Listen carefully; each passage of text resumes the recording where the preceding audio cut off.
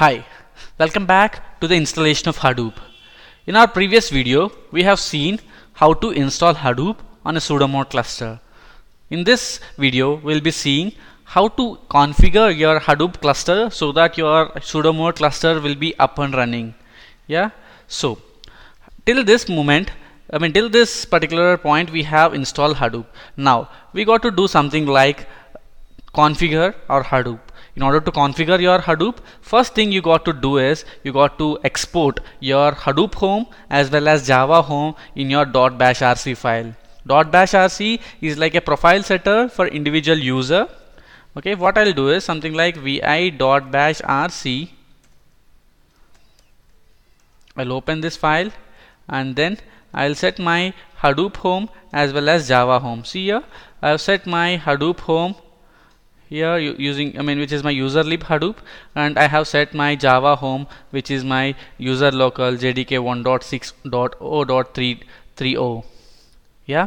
So what is the use of it is something which I'm gonna explain.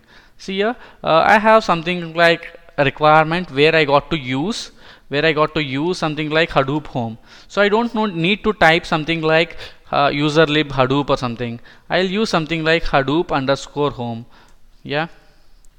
When I use Hadoop underscore home, I'll get my path because I have exported in my .bash rc file. This is specific to each user who is logging into your Ubuntu.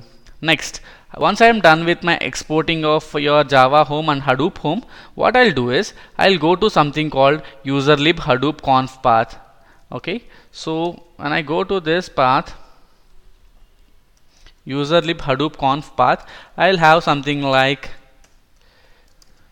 hadoop-env.sh.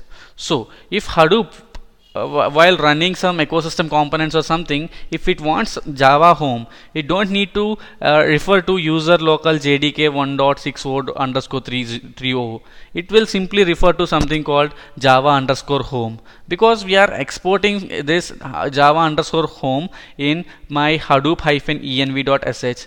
This is a pretty important script which will export all the variables that would be required for your Hadoop. Yeah. Pretty simple. .bash rc is for the individual file. Hadoop is for your Hadoop environment, which will be exported through hadoop-env.sh. Okay. Now that I have exported all the required variables, now what I got to do is simple. I have 4 XML files. One is core-site.xml. Next thing is your hdfs-site.xml, and third thing is mapred-site.xml. I'm sorry, it's not 4, 3 XML files.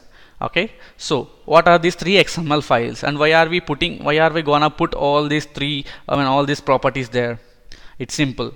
If you have some default values configured already in Hadoop, if you wanted to override that, you'll use something called this -site.xmls. core-default.xml is an XML with all the default settings. In order to override those default values, you'll use something called core-site.xml.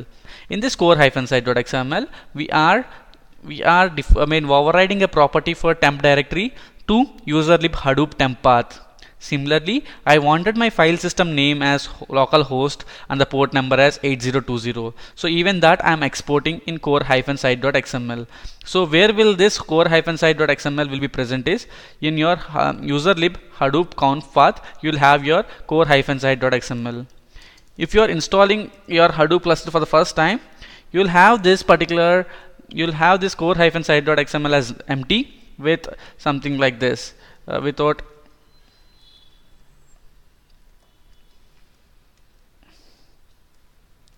It would look something like this. So you got to copy paste these properties. As I discussed, this is for setting your temp directory, this is for setting your file system name, and you will create this particular temp directory path and give the permissions to this, which would be 750, and changing the owner from HDFS to Hadoop, so that your Hadoop group will be able to access this particular temp path when Hadoop is running your MapReduce jobs or something.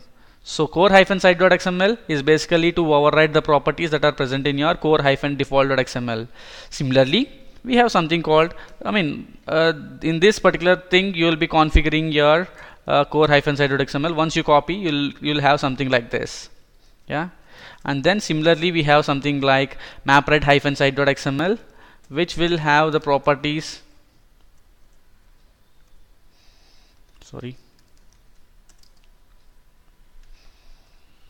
yeah, so that are related to your map. Okay, I'll just explain about MapRead-site.xml. Yeah, see here, I'm naming my job tracker. I'm changing the name of my job tracker to localhost 8021. And similarly, my MapRead system directory would be MapRead/system, and the local directory would be MapRead/local. Okay, I'm just overriding this property. Similarly, my temp directory that my MapRead uses would be MapRead/temp. It might be some other path in your MapRead-default.xml. In order to override that, I'm overriding those properties in my MapRead-site.xml. So if your /MapRead may not exist, so you're creating that. I'm giving the permissions and changing the owner of it. Okay. So this is one setting which we will be doing in your MapRead-site.xml. Yeah, see here, once after this I got to do,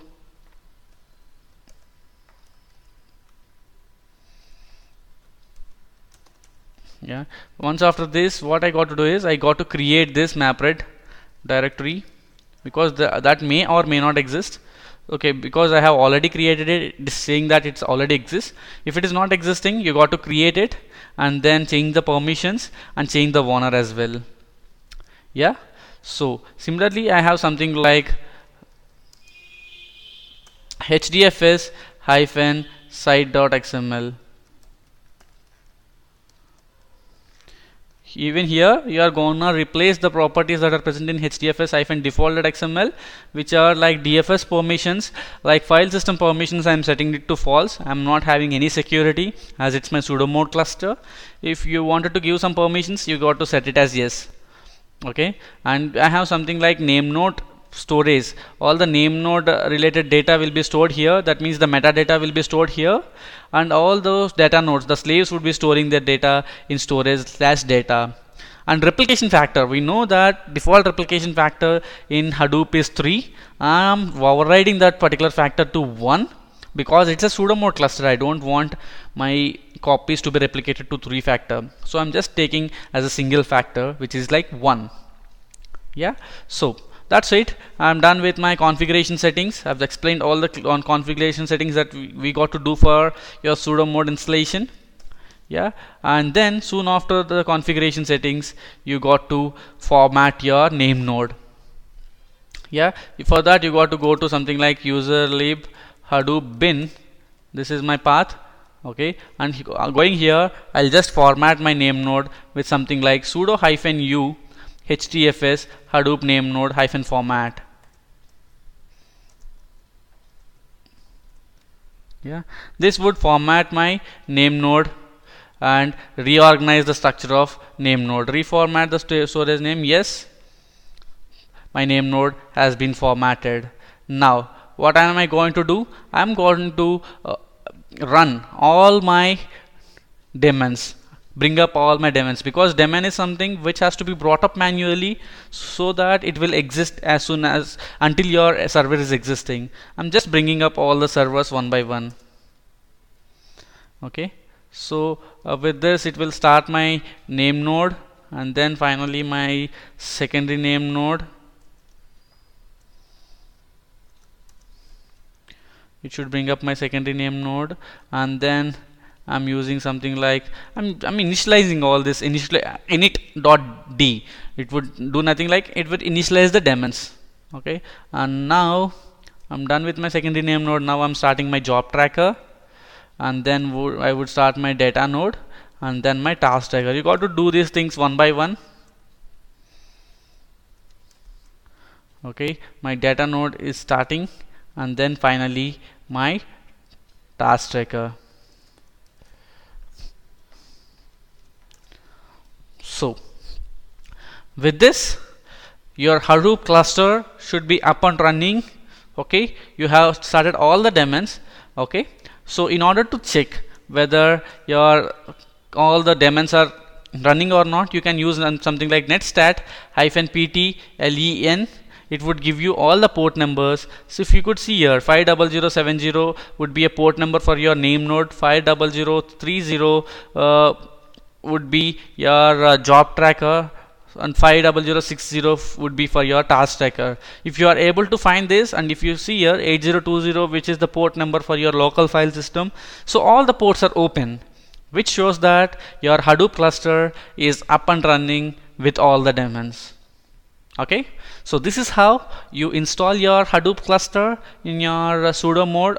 Okay, and you can use this reference document, okay, which we'll be uploading in this website, so that you can use this as a reference and install your Hadoop cluster on your own and start working on Hadoop.